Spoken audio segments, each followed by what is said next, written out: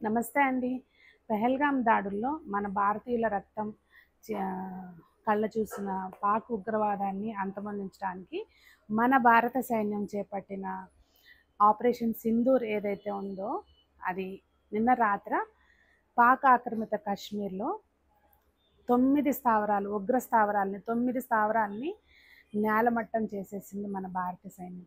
అయితే ఇందులో గర్వించదగ్గ విషయం ఏంటంటే, ఇద్దరు కూడా ఆఫీసర్స్ ఎవరైతే ఉన్నారో, ఎవరి ఆధ్వర్యంలో ఇది జరిగిందో, ఇద్దరు కూడా ఝాన్సీ లక్ష్మీబాయిలెళ్ళే ఇద్దరు లేడీస్ అవ్వటం ఇంకా సంతోషంగా అనిపించింది.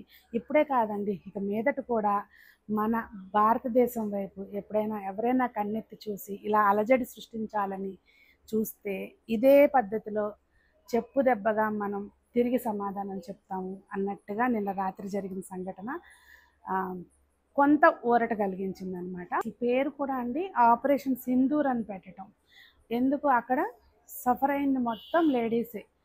అందరినీ, ఆడవాళ్ళని ఎవరిని ఏం చేయలేదు, భర్తల్ని టార్గెట్గా పెట్టుకున్నారు, జెంట్స్ని టార్గెట్గా పెట్టుకున్నారు.